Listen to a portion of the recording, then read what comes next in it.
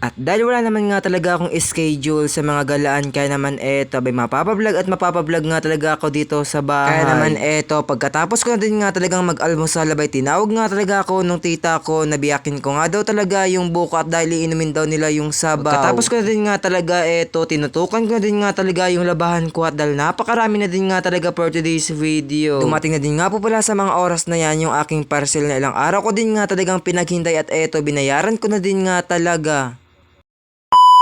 Hi guys, a day in my life as a small content creator at the age of 21. Kaya naman, let's go! Siyempre, wala naman nga talaga akong ibang masasabi dito sa aking mini vlog, kundi pagkagising ko na din nga talaga sa mga oras na yan, nag-almusal na din nga talaga ako. Bale, yung kinakain ko nga talaga dyan sa mga oras na yan habang naghihigop nga talaga ako ng mainit na tubig, eto ba yung tinapay nga talaga nilagyan ko ng palaman na peanut butter. And syempre, isinabay ko na din nga talaga sa pag-almusal ko yung binigay nga talaga sa akin ni mama kagabi at yun nga talaga yung burger. Eto na nga rin talaga habang nag-almusal ako sa mga oras na yan, abay pumunta na naman nga talaga sa akin yung pamangkin ko. Nakita na naman kasi nga talaga ng pamangkin ko yung cellphone kong pang-vlog na nakatutok sa akin, kaya naman abay napasabi na naman nga talaga siyang na nagbablog na naman nga talaga ako. Kaya naman ayun, abay hindi na din nga talaga nagpauli at napasama na naman nga talaga siya sa aking mini vlog. Sabi ko naman kasi nga talaga kapag usapang mini vlog, abay hindi na din nga talaga dyan papauli yung pamangkin ko. At syempre, pasensya nyo din nga talaga sa aking pag-voice over kung medyo may naririnig nga talaga kayong kutat ng manok at dahil madaling araw ko nga po pala tong pinag-i-edit. At syempre eto na nga, pagkatapos ko na din nga talagang mag-almusal sa mga oras na yan, abay tinawag nga po pala ako nung tita ko na biyakin ko nga daw yung buko. Bali yung sabaw nga talaga ng buko, abay nilagay ko na din nga talaga sa may baso at dahil ininom na din nga talaga ng tita ko, and syempre yung laman abay kinain na din nga talaga nila for today's video. Bali dalawa nga po palang buko yung binako, yung isa abay may katigasan na din, and syempre yung isa abay malambot, kaya naman yun din nga talaga yung kinain nila. Kaya naman pala nawala na naman dito sa bahay yung pamangkin ko dahil pumunta naman nga talaga siya sa tindahan at siya na nga lang talaga mag-isa. At yung binili pa nga talaga ng pamangkin ko abay yung number 1 nga po pala talagang bawal sa kanya, at yun nga talaga yung chocolate. Meron kasi nga talagang asma yung pamangkin ko, kaya naman sabi ko pagkatapos niya nga talagang kumain ng chocolate, abay damihan nga talaga niyang uminom ng tubig. Tinutukan ko na rin nga talaga sa araw na yan yung aking labahan at dahil napakarami na din nga talaga for today's video. Inuna ko na din nga po palang basain yung puti, and syempre sinunod ko na din nga po pala yung decolor at yun nga po pala yung mga panglakad at pangbahay ko nga po pala. Medyo may karamihan nga din talaga yung labahan ko, kaya sabi ko mag-washing na din nga po pala ako sa mga oras na yan. Kasi kung magkukusot nga talaga ako sa paglalaba ko, abay matatagalan nga talaga ako. Kaya naman eto, nilagyan ko na din nga po pala ng 3 balde ng tubig. Ito nga po palang washing at sinunod ko na din nga talagang lagyan ng powder. And syempre dahil may powder na nga talaga, kaya naman eto, nilagay ko na din nga talaga yung mga puti at yun na nga po pala yung una kong pinaikot dito sa may washing namin. At habang naglalaba nga talaga ako sa mga oras na yan at magtatanghali na din nga talaga, kaya naman eto, abay naisipan na din nga talaga ng pangalawa kong kapatid na magsaing na makakain namin na pananghalian. Sabi ko pa nga talaga sa kanya bang nagugas nga talaga siya ng rice cooker, abay kinukuhanin ko nga talaga siya ng video, i-insert ko pa din nga talaga sa aking mini vlog. Bali kalahating kilo nga lang talaga yung isaing ng pangalawa kong kapatid at dahil meron pa naman nga talagang tirang kanin kagabi, kaya naman ayun abay iinitin na nga lang po pala yun for today's video. Wala pala nga talaga akong schedule sa mga galaan ngayon, kaya naman sabi ko abay mapapablog at mapapablog nga talaga ako dito sa bahay. Namiss ko na nga rin talagang mag mini vlog dito at dahil sa mga ina-upload ko nga talagang vlog, abay puro nga po pala yun sa pag-alis ko dito sa bahay. Kaya naman habang nandito nga talaga ako, abay nilulubos-lubos ko nga talaga sa paggagawa ng mini vlog for today's video. Dumating na din nga po pala yung parcel ko sa araw na yan, kaya naman eto, abay binayaran ko na din nga talaga. Kaso hindi na nga po pala ako nakakuha nung pag-unboxing ko nga po pala ng parcel ko dahil tumawag na din nga po pala yung kaibigan ko. Kaso sa pag-uusap nga namin ng kaibigan ko through video call, abay inabot nga talaga kami ng 2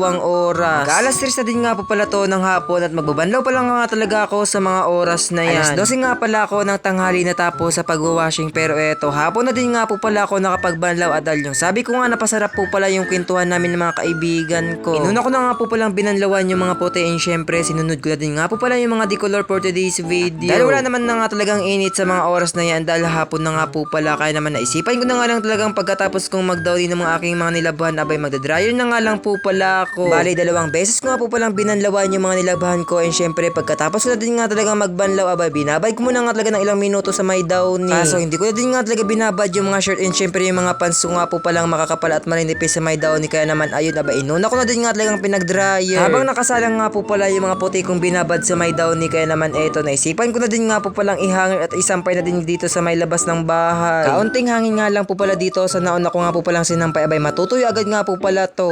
Yun lang. Bye-bye!